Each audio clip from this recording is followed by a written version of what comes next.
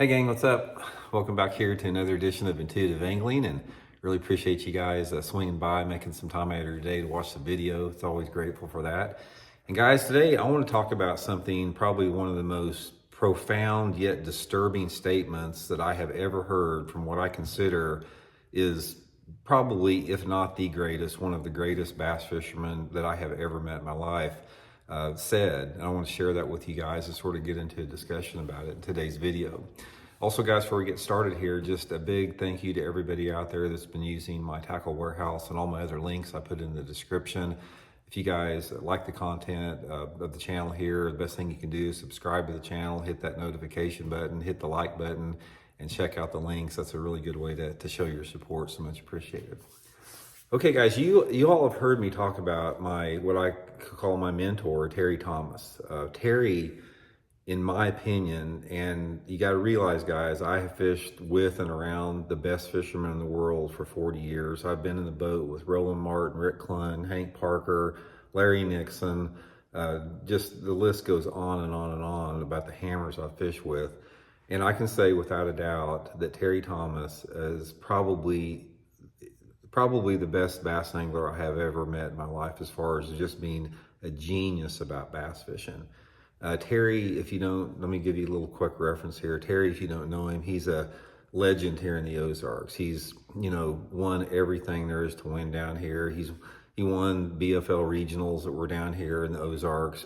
He's just unbelievable angler, and I had a chance to fish tournaments with him, several times way back in the day. And I've never met anybody out there that understood winning, what it took to win bass tournaments better than Terry. Terry was 100% focused on winning the tournaments, and he did win a ton of tournaments. He won more tournaments than anybody around this part of the country, and that was his mindset. Is he went out there and he fished to win the tournament with the techniques and the areas to win with, and his mentoring was responsible for literally every tournament I've ever won in my life, just being around him. But anyway, Terry, he didn't fish tournaments anymore. I think he's in his 70s now. And anyway, a friend of mine got a chance to fish with him a couple months ago here in Missouri, and he was really excited about the chance to fish with Terry because he's a big fan of him like I am. And he made a comment to my buddy when they were fishing together.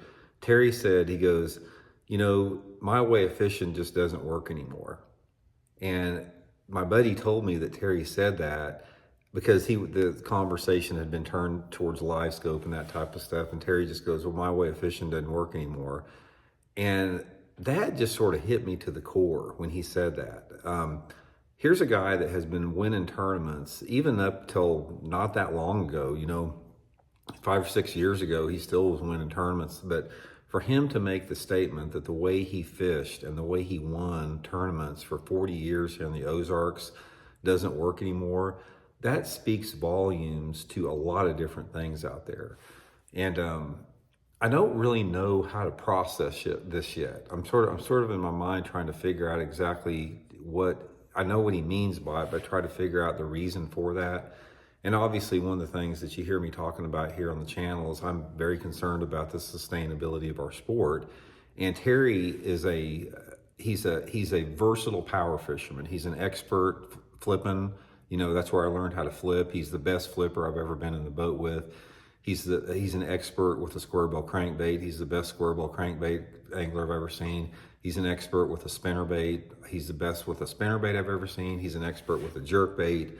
All of the traditional bass fishing techniques he has mastered to a truly an art form. And he just doesn't think that they work anymore out there.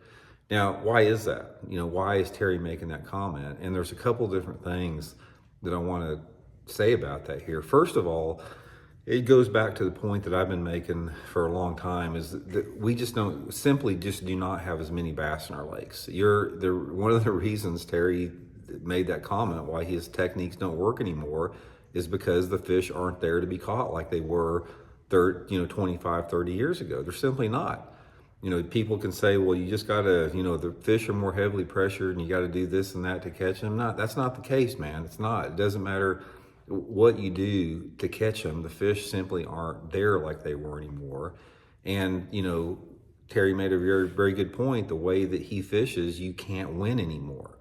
You can't win tournaments, or you can't make a living in tournaments, or you can't even place high in tournaments with any rate of consistency all of a sudden just over the past 2 or 3 years from forward-facing sonar. And I don't mean that, I don't want to get, this is not a forward-facing sonar video. I don't want to get into that part of it. It's just part of the conversation we're having here.